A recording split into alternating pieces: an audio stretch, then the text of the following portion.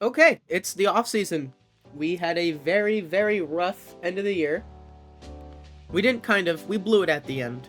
We were 4-0 to start the postseason, and then we take the best out of the Yankees. Or we were 4-0 to start, we take a loss to the Yankees, and then we come back, we win 3-2, and then get swept by the Rangers. This was such a close series. Game 1 was a 3-run game. Game 2, that was a 4-run game, so that was, not super close, but it was there. And then games 3 and 4 were both 4-5. We didn't start with the strongest pitchers that we have, so we kind of blew it there. This is the offseason video. I'm very excited to get into it. Retired players: Kenta Maeda, Alex Cobb. Let's go through some notable ones. Charlie Morton retired, finishing his last year. 35 innings pitched with a 6 ERA. Adam Ottavino, he also retired. It looks like he didn't actually play this season. Maybe he was in the minor leagues. JJ LeMahieu hangs him up at the age of 37. His final season, 26 games, 81 at-bats, 0 home runs, 14-19 walks to strikeouts. I guess maybe his just pop isn't there anymore. 1 double out of 81 at-bats, 0 home runs. The eye is still there, but just the bat is just no longer with him anymore. DJ LeMahieu's awards at the end of his career are 3 All-Star appearances, 4 Gold Gloves, 2 Silver Sluggers, and 2 batting titles, 2016 and 2020.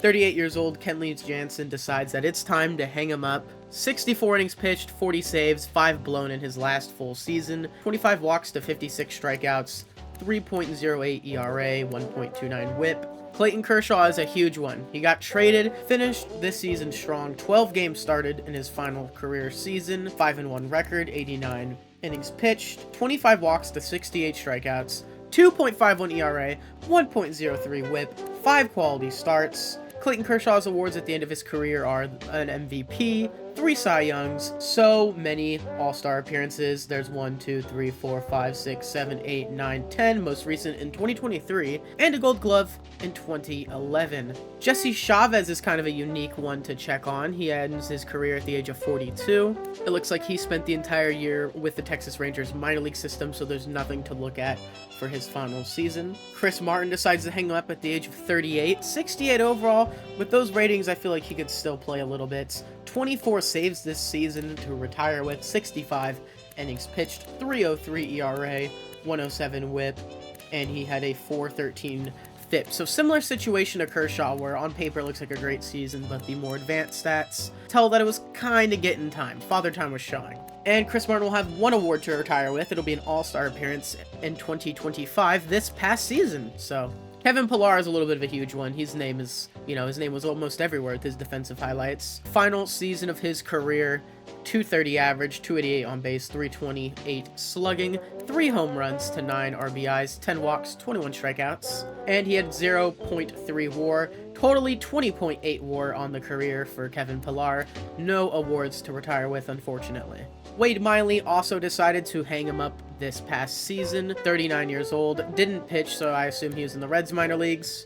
He had 1 award to retire with, and that was a 2012 All-Star appearance. That 2012 season was the second year of his career back in Arizona. He went 16-11, pitched 194 innings, so he'll retire with 23.2 career WAR. Justin Verlander said it's time. 43 years old, his final season was in San Francisco, and like 2024, it was a bit of a rough one. In only 103 innings pitched and 9 games started, he gave up 120 hits, 62 earned runs, walked 46 to 61, 5.4 ERA, only 4 quality starts, negative WAR, 5 FIP, nearly 4 walks per 9, and only 5 strikeouts per 9. It was a bad year for Justin Verlander, but here are the awards Justin Verlander will retire with. An MVP in 2011, 3 Cy Youngs, most recent in 2022, Rookie of the Year, the first one we've seen that has a Rookie of the Year.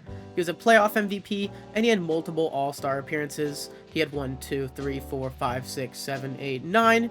Newest, or most recent, was 2022. Verlander will also retire with 72.6 WAR. That should definitely be enough to get him into the Hall of Fame. Matt Carpenter hung him up at the age of 40. Besides that random 2022 season, he was always kind of showing his decline since 2020, even since 2019 in the juiced ball era. Father Time or whatever hit him here pretty rough in terms of slugging. Carpenter will retire with 33.9 career WAR. That's definitely going to be Hall of Pretty Good. He had multiple All-Star appearances, most recent in 2016, and a Silver Slugger in 2013. Johnny Cueto hung him up at the age of 40. His last season was that 2-game stint in LA where he had a 7 ERA, give up 4 home runs, 9 earned runs, 14 hits, 3 walks to 6 strikeouts, which is very sad to see after that stint he had in Chicago in 2022, where he totally just came back with a 3.35 ERA, and he had 18 quality starts. 18 out of the 24 total starts he had were quality. He also had a 3.57 FIP that year. It was a great year for Johnny Cueto. And then in LA, 2 games facing 50 batters, -3 WAR. So he lost 1 WAR for his career. He'll finish with 37.5. In the awards Johnny Cueto will retire with is 2 All-Star appearances, 1 in 2014 and 1 in 2016. He won that one in 2016 with the Giants, and then 2014's was with the Reds. Both of them were pretty great years. This one's kind of big too. Yuli Gurriel, he retires at the age of 41. He spent pretty much all of his career in Houston. The awards he finishes with is a Gold Glove and a batting title, both in 2021. Good career for Yuli Gurriel. Rich Hill retires at the age of 46. No awards to retire with. He only pitched 3 innings in his last season in 2024. He retires with 22.3 career WAR. And I can't really find any other notable ones to share with you guys. I did want to just share all the cool ones that I find that I think everybody else will like know them, or they'll like want to be caught up with where they're at. Oh, here's Dallas Keuchel. He retires. Multiple Gold Gloves, multiple All-Star appearances, and a Cy Young in 2015. One of the most random Cy Young seasons ever. He had that 2-year stretch. 2014 and 15 were great. And 2017, 2.90 ERA. JD Martinez, 60 overall. I feel like he could have played a little bit longer in a DH role somewhere. He finishes with multiple awards. Hank Aaron in 2018, multiple All-Star appearances. Most recent was 2023, and then 2 Silver Sluggers. Great career for JD Martinez. He retires with 36.5 career WAR. David Robertson is here, retired, pitched last with the Rangers in 2024. He has an All-Star appearance in 2011 to retire with. And that is it for all the retired players. Only Kershaw makes the Hall of Fame. I wish there was a Hall of Fame voting system in this game. Why is only Clayton Kershaw making the Hall of Fame? Alright, exclusive free agents. We have until November 4th to kind of talk these guys into signing with us and make some decisions. Andrew Chafin can walk. Thomas Nitto can walk. I don't know what to do about Gleybor Torres, because he had a pretty great year with us. It looks like it's a lot better of a season, but only a 744 OPS. This is a guy who's mostly going to be in our DH role. It's nice that we can move him to the infield when we need, but I feel like we need somebody who can put up like 2-3 WAR in the DH role. Somebody with better at-bats per home runs and a better ISO. And he would take a 2-year deal that's pretty affordable. So I was wondering what I can do about that. There's a lot of people on this team. I know multiple people can play first. Colt Keith can. Do we just give the DH role to Spencer Torkelson and hopefully he can break out as a DH more? He put up 1.9 WAR that season, walked that a 10.6 clip. That's pretty great. 204 ISO, get 18.8 at-bats per home runs. So what do we do if we do extend Gleybor Torres and then he's just kind of sitting here? Because if we do go sign a DH, we're gonna have to, I don't know, I don't want to miss out on people. We're gonna sign John McCarthy to be our hitting coach. He's -3 drag bunting. We don't really do that. I like how he pluses 3 to contact and power, or to contact and plate discipline, and I like his plus power. Gleybor, I haven't really decided what to do. I wouldn't mind offering him a 1-year deal. Maybe he'll take a 10-year. We'll offer him that. We'll see what happens. I know we're lowballing Gleybor there, so we're just gonna sim to free agency phase 1. Gleybor did walk. So let's look at the depth chart. What they're predicting for us if we don't make any moves right now for the 2026 season. They are predicting Andy Ibanez to be our DH, and our shortstop. That's confusing.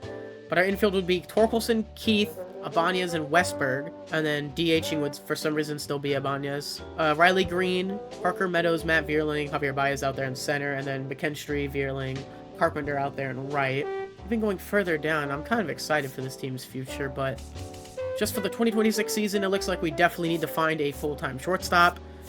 While Baez I don't want Baez to bench ride for the rest of his career. I would love to give him more starts, but it's just hard when he's not a better fielder than Meadows in center, and it's a whole contract. If I could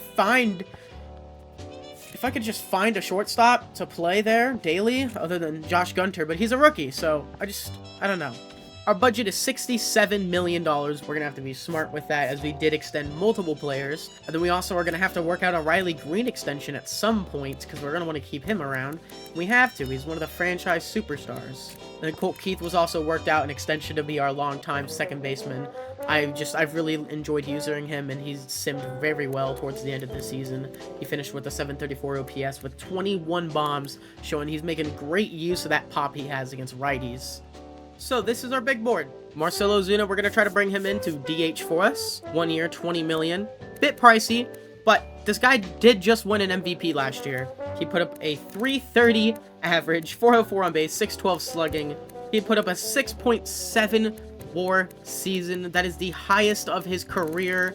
It was a great season. He was walking, he cut his strikeouts down. His ISO was at 283. This is kind of exactly what we wanted when we said we wanted to bring in a DH that had all these quirks too. All these quirks are with him.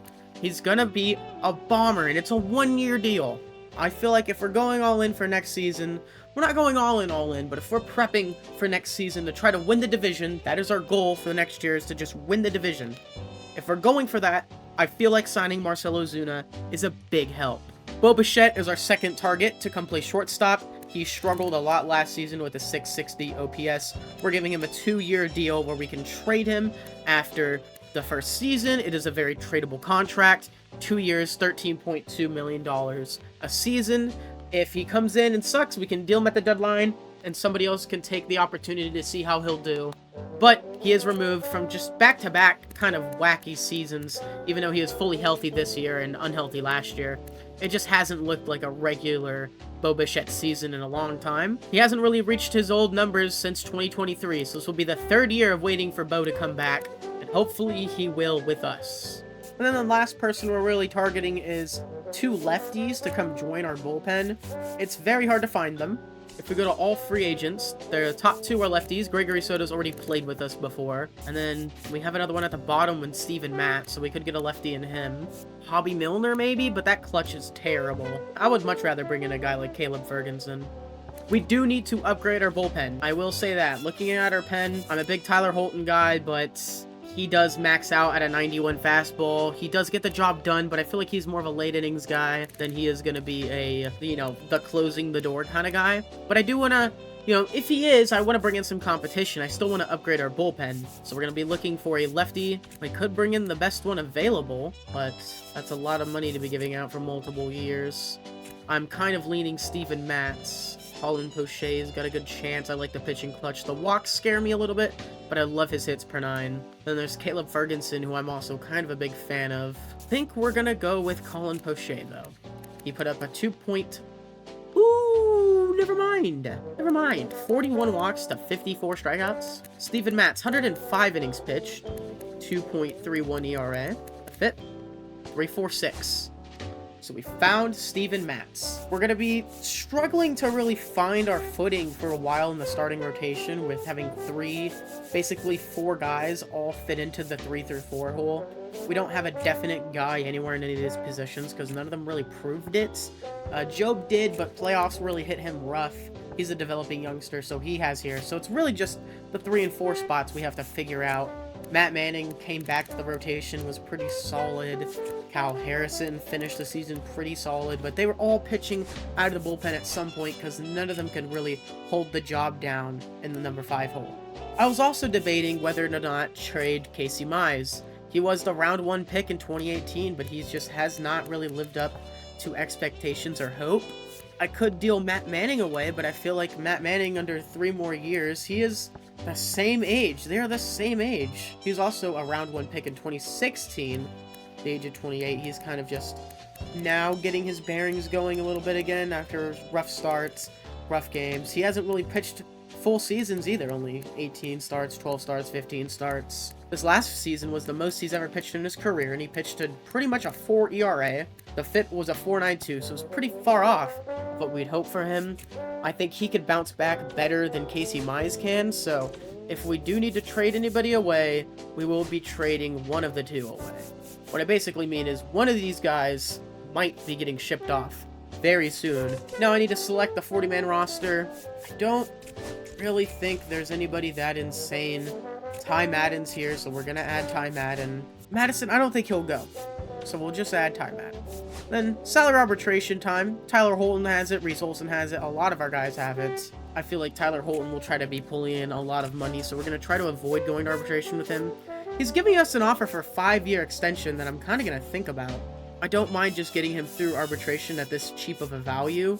$3.6 million a year to get him through ARB. If we go to 4 years, we could push it to $4 million a year over the next 4 years for somebody who could be the best lefty in baseball, even though in real life right now I know he's getting kind of rocked. But this could be the best left-handed reliever in all of baseball for many years to come. I think we're going to do that. We're going to see what happens with that. Reese Olson, I just want to try to get him through his arbitration years. He's got 4 of them. He would go through 4 years of arbitration and a free agency year, so we would be only losing him in 2031. He'll be here all the way through his age 30 season at $12.5 million a year is the contract he's offering us, basically saying, hey, I'd like to stay here. This is my idea of a contract that I would want to play for. I want to give it to him because he's our second best pitcher. He was great last year, 2.98 ERA, 22 quality starts, 4 WAR season, 3.43 FIP. I feel like he earned it. We'll lower it down a little bit just into the $60 million range. I think $12 million a year is more like what I would be willing to pay, so 60 over 5 years is the extension we are offering Reese Olson. Spencer Torkelson, he re-broke out, but he still has yet to shown consistency. You know, he's really been jumping year to year, you know, bad, solid, bad, solid. So we'll offer him a singular year of his arbitration. The Ball also offered us a long-term extension, $32 million over 5 years, 6.5 a year. I think that's a little high. I'm fine getting him for the next 3. We'll try to close out arbitration with the Vol at $9 million. I think I'm going to go to 9.5 over the next 2 years. If we can get this, because again, he is coming off of a year where he pitched a 4.88 ERA, went into the following year, pitched to a 2.04, so inconsistency could still be there.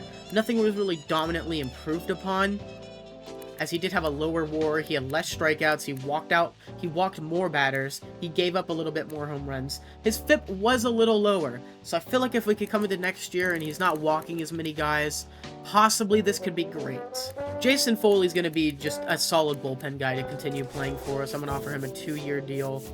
I think he'll probably take it. We can even lower this down to $3.5 million. Will Vest, solid bullpen guy, does have a 4.73 ERA from last season, but a 3.93 FIP, so under the hood, I feel like that under the hood stat kind of showing us like, hey, he wasn't this bad, gives me confidence in giving him a 1-year deal for his arbitration. Matt Manning scares me. I'm very scared about even giving him a long-term deal. I don't necessarily want to give him arbitration either, so we're going to give him a 4.9, we're going to give him $4.9 million over the 1 year, because he's one of those guys that we are debating trading, just like Casey Mize. Casey Mize is a guy we're debating trading, and we probably will. If this is the kind of money he's going to be raking in, $12 million, we're going to have to let Mize go. Jake Rogers on the final year of his arbitration. He's only requesting $5 million. I feel like we can offer him that. Just let him finish out the rest of this deal in Detroit. Andy Ibanez is my pinch hit king, so we're going to give him 3.2. Give Ibanez what he wants. We want him to stay. Matt Vierling started last season hurt. He's not really my favorite kind of clutch guy, but he's an interesting bench guy. We can play him in the infield if we need to. All around the outfield, I would like to bring him back for at least another season. Zach McKinstry, we're going to let drop. We're going to let him walk. We don't want Zach McKinstry.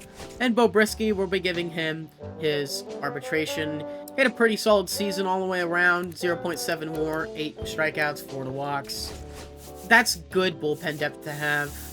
We're going to be trying to pay him $1.8 million. Hopefully he'll take that. He will. And then we're going to have to tender all these contracts, so I might just speed up me doing this. So while going through all the contract extensions there, I didn't notice that Max Clark was on the 40-man roster. So now we have a timeline for when we need to just let him sit in the majors, because I would like for him to be part of our future, and Patrick as well, but I don't know what to do about that now. So we tendered all the contracts, and we're just going to simulate to free agency phase 2. The Padres just made a giant splash. They traded for Edwin Diaz. They get the last 2 years on his contract. He had a 3.28 ERA last year. While the Mets are getting some starting pitching help. Nick Pivetta, they're going to have the remainder of his contract. He had a 3.7 ERA. Pretty solid year. And then Jeremiah Estrada gets some bullpen help. That could end up being a great trade for the Mets. Vladimir Guerrero Jr. has signed with the Diamondbacks. 8 years, $212 million. Ooh, a rival opportunity to get Kyle Tucker. Unfortunately, we don't need him. We don't have any motivation to have any of these guys sign with us. Well, we can't even offer any of these guys a contract right now. Well, there's nothing we can do with that now. We'll have to, simulate. 40-man roster must be set. We already set ours. Now or never with Marcell Ozuna. Okay, well. Hopefully he'll take it. $25 million to Marcell Ozuna. 50-50 shot.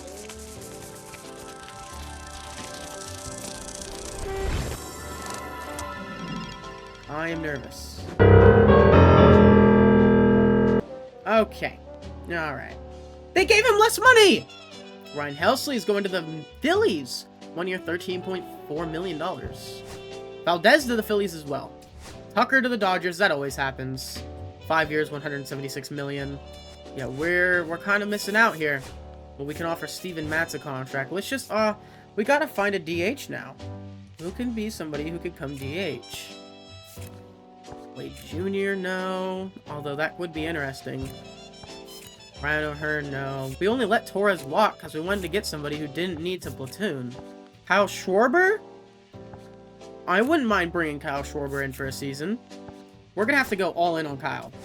We're going to have to go in all in on Kyle. And then I guess we move Schwarb's there. We need Bo to the 2 spots. And then we'll just offer Steven Matz a contract right now. We'll see if he'll take $6 million. We'll offer him 1 year, $6 million. Hopefully he takes that. But we'll have to see. Dylan Cease to the Giants. 7 years, $214 million. An insane deal. Can't give Bo a contract yet. We can give Kyle Schwarb's one. 2 years of Schwarber at the age of 33 isn't that bad. I really don't think this is that bad of a move. We can move him into our DH role. That'd be great. 2 years of him, he'll be 35 at the end of it. He gets half of his regression back, remember, because he's regressing because he's... Oh, no, he's not. Next year, he's regressing because he's old, so he'll get half of his regression points back at the end of the year if he plays a pretty good year. So, I'm thinking let's do this. 1 year, 2 years just ups it barely. I don't feel like giving him 4 years of that, so... We'll give him 2 years of $16 million. The contracts in this game are far more expensive than I remember them being in any other game. Kyle Schwarber contract. Nope. Oh, hell no! We're not getting a DH now. We never got the chance to know how he was feeling. And Pete Alonso just got traded to the Rangers, so my other idea's gone. I can no longer trade for Pete Alonso. Steven Matz, contract decision. Again, no! What are we doing wrong? Why is Steven Matz denying contracts? Well, now who do we go for? Do we sign somebody? We could sign a pitcher and trade a pitcher. We could send Matt Manning on his way. Or we could try to find a team that needs a starting pitcher. Oh, Boston really does. Well, what can Boston even give us? Devers, no, he signed to stay there. Astros are seeking some help. They might continue to do, because they have nobody we can really trade for. I didn't think that we'd get completely hosed in free agency. I'm very surprised we weren't able to do much. About the A's, they did not give Adolis Garcia a contract yet. Maybe we'll get Adolis Garcia from the A's. Maybe we'll wait. He's on an ARB deal. We can wait and see. Maybe we'll go out to the A's and we'll come knocking and we'll say, hey, you need a DH Nick Kurtz soon. You know, Soderstrom, can't leave him sitting there forever. Just maybe. But then they lose Mason Miller and they got Matt Manning out of it. So I wouldn't want to fleece them. I would probably end up giving the A's, not Ibanez, but we could give them Jung, because they do need third base help, and they only have Schumann. I don't know yet. They don't need outfield help, but they kind of do. Akil Baddoo could be part of that deal. We'll see. We'll have to continue to wait and see, and we just got to go all in for Bo Bichette and Steven Matz. We're going to offer Matz another contract. Same one. I don't feel like giving him 2 years. I don't want to give him 2 years. So... we'll offer him this. Contract decision. Steven Matz. joins us. Perfect. Zach Allen going back to the Diamondbacks. Wow. Look at this rotation now. Burns, Gallen, Eflin, and then Brandon's down here. Ryan Nelson. Wow. Bo Bichette, we could finally give him a contract. I'm fine maxing Bo at here. Maybe he'll take it. 68% chance. 2 years, $16 million. We made the first competitive offer and we got a 5% bonus. Let's go. We're going to offer Danny Columbia a contract. He's regressing in his ratings, but he did have a 2.74 ERA that year. The FIP was a 3.96, so he gets half of his regression points back. Because that's how I like to do it, because it keeps a lot of guys from retiring at a very young age. Well, not a very young age, but when they could have still played ball, but they're just Father Time's hitting them in the offseason way too hard. Once they show it in a season, I, let the full regression take over. But like I said, too, it's only half of the regression points. So they're technically not losing a whole lot. Or they're not gaining a whole lot of what they're supposed to be losing back. I'm going to put Jose Trevino. We'll remove him for now. But next time we can add him, we're going to go for Jose Trevino. Contract decision incoming. Who are we getting? We don't even know who it's for. Please. Okay. Bo Bichette said no, but he wants to keep working on finding a contract together. Because now he's at an 81, so I think we'll be able to snag him. Hopefully we can. Danny, we're going to offer him just a basic 5 mil, 1.5, 1 year, 5 million, because this game is so expensive. Contract decision incoming. Could be either one of them, but I'm hoping it's Bo. And I'm hoping he'll play for us. He will! We bring in Bo Bichette to play shortstop. This is a huge addition to the offense. One that pretty much fell silent at the end of the postseason, and one that fell silent at the end of the regular season. Bo's a guy that can come in, just have a clutch appearance. He's got 99 clutch for us. The contact and power are fine. It's a fair deal. 2 years at 16.5 for each year. Basically, the offer that Torres had coming into the year. Javier Baez is going to play some short too, and we still have Trey Sweeney to come in off the bench. So we're pretty happy with that. Here comes Danny. He's making a decision. And he will join us. So we bring in another lefty. And now I can show you how I do the whole process of giving him his ratings back. Danny lost 4, 7, 9, 4, 7 for his ratings. He'll be getting half of them back. If it's an uneven number, it goes to the lesser. So instead of getting 4 back for Ks, he'll be getting 3 back. And instead of getting 4 back for walks, or no, instead of getting 5 back for walks, he'll be getting 4. I always double check to continue to make sure I'm doing it the right way. Because I don't want this to feel unrealistic and screw anybody over. If you guys disagree with it, that kind of sucks, because this is the way I always play the game, and it always makes it more fun. When I'm like, this guy's his age 38 season, he's still going, and there is regression still happening because he is still losing 2 to his hits. So it just slows regression down a little bit, doesn't completely stop it. And that brings him up to just a 75 overall. And the regression, see how regression is still hitting him at the age of 36. But he did pitch a pretty solid season. So we're going to slow his down. So our bullpen now looks a little cluster, but it won't forever. We are going to be shipping off somebody from our pen. And we can offer Jose Trevino a contract finally. We'll lowball him a little bit. We'll see what happens. Hopefully he takes the lowball. He does. Perfect. That's perfect. So now we have a backup catcher in Jose Trevino. We need to sim to arbitration hearings to see if we can't steal the A's current DH. What about now, Mr. Squidward? Dolas, $15 million. We're going to have to offer them a lot. So if we're going to be working something out, we probably have to give them Matt Manning. So they want Manning a lot. Again, giving them Manning will add to this pitching rotation that just hasn't really found a fifth. Manning could actually be a fifth for them because he's the 5th best on our team. So we could trade him over there, and he can go be the 5th best for them. That would bump Mize into our rotation, but we did sign some more bullpen help, so that could be good. I feel like giving them Mize is just not fair, as they're interested, but Casey's not that guy, and it's a 1-year deal. With Matt Manning, they have the next 2 years of arbitration with him. I feel like this is much more fair. So we're going to be giving them Matt Manning. And they want something else. They don't have a great bullpen, but we don't have any youngsters in our pen. We do with Bo Brisky. I don't want to give them Bo Brisky. Alex Lange could be a help for them. I could throw him in as a sweetener later. Looking for second base or third baseman. Could give them Jace Jung, age 25. He still has plenty of time. Pinch hitter. But I feel like they need one more, and it's shortstop help. And we did just acquire Bo Bichette. We can't trade Baez. But I don't want to trade Sweeney. Could give them Kevin or Bryce. I feel like we have to give them one of these two players. I don't think we could trade like a guy... We can't really trade for a guy like Adolis Garcia, who is on a one-year deal with them, and they are rebuilding. But we can't trade for him, like their best player, for just Matt Manning and Jace Jung. Could give them Akil Baddoo as well, but he's 27. I feel like we gotta give them somebody worth it. One of our catching prospects? They don't really need catching They do need catching prospects. We'll give them Tyron, we'll give them Justin Henry Malloy, and we'll give them Matt Manning. We could trade for Adolis Garcia. We'll do this. So now we found our DH. Come on, Adolis Garcia. This team could be disgusting. Like, this lineup is fearsome. And I don't feel like... Now I feel like it's getting a little too overpowered, and then it starts to feel not realistic for me. But we did give the A's one of the best catching prospects in baseball, starting pitcher to fix them, and some help for their outfield. We signed Bo Bichette for a 2-year deal. That's expensive, but he also was bad last year, so it makes sense while we're not getting him on a long deal, and he might not be good. And we can also flip him and trade him away. And those are the only two offensive additions we've made. Now, for people worried about Javier Baez not getting enough playing time, I'm going to find a way to get Baez playing time.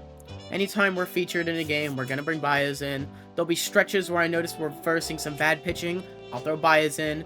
He did raise his potential somehow, but at the age of 33, I feel like this is his last season to kind of like add to the ratings before it's just a lost cause. Spring training has arrived. We're looking at our spring training roster. Skubal, Olsen, Harrison, Job, Mize, Ty Madden. He made the spring training roster. He's got a chance to kind of, try to fight for a spot in the windup. Try to fight for a spot in the rotation or the bullpen. Reese Olsen here, Bo Bichette. This is going to be a pretty good team, I feel like. We're going to look at our depth chart now. And look at us now. Torkelson, Keith, Bichette, Westberg. That's a great infield. Adolis Garcia DHing. Catching, we have Jake Rogers and Jose Trevino, just a battery mate between two of them. And Jose Trevino could play pretty decent against left-handed pitching, and he'll play great defense. On the outfield, we have Green, Meadows, and Carpenter, not changing that at all. Meadows is one of the best defensive center fielders in baseball. Carpenter is arguably the best player on our team at times. And then Riley Green is, he's still the young superstar of this team, but we do need to get on in an extension. I do want to discuss that with you guys. What kind of an extension should Riley Green get? He's proven a lot up until this point in his career. Let's look at his total WAR. 9.6 WAR put up so far in his career, but he did start slow, and then in 2024 and 2025, he's only been getting better. 3 WAR, he started 1.4 WAR, 3 WAR, and then 4 WAR. Only getting better each season. He cut his strikeouts down. His ISO was a little down, but power speed number went up. Secondary average was down a little bit. Batting runs went up. Stolen base runs went up. Runs created were up. Range factor was up, so he played some good defense as well. I think we should keep Riley Green, for a long, long time. But can we even afford another $20+ million contract? We only give it to him for the next 4 years. That's only 2 years of ARB and then 2 years out, and he's, 29 by the end of it? Maybe we want 5 years. Should we offer him this? Do you guys feel like this is crazy? 5 years, $102 million. I feel like that's kind of fair. He's not interested. What about 109? Nope. What about 113 for the next 6 years? No. Okay. I don't want to trade Riley Green away. I do not want to lose out on Riley Green. I feel like all of you would be very angry. You need to have every right to be. Do we give Riley Green the red carpet of 13 years? I don't think so. What about 140? 140 over 6 years. I feel like that's fair. 24 million. What do we do if we offer him 24 million? What's the budget looking like after that? We still have space, but we do need to think about arbitration coming up. Torkelson's, who'd hit another year. Vanya's varying. A lot of people get more expensive, so we'd probably have to make some moves. But that's another... we do get Baez off the books in 2 years. So maybe we do it. But Green should be a guy that stays around from 24 for the next 6. No? Okay, it's going to be 25 for the next 6, I guess. 150 over 6 years. That's what he seems to like. We'll get 7 out of him. 175 over 7 years for somebody who's just gotten on base consistently. He's been a new blight for the Tigers. I feel like we got to get him. We do. We're going to lock up Riley Green for the next 7 years. So now we can't play with our money too much here. That's pretty much it. Riley Green's going to be bumped up to $25 million next year. He'll be the highest paid player, just under Skubal, basically. $50 million just between two players is a little crazy for me, but as you can see, our contracts keep going down. 2028 and 2029 is when it's really gonna stay the same. And 2029 is when we're gonna need another Kerry Carpenter extension, if he's, you know, still a beast. Hopefully he is. That'll be it for our entire offseason. I hope you guys enjoyed our first ever one. I'm very excited to get through all of spring training. Probably just live comm a bunch of episodes and player locks. And I will see you guys later.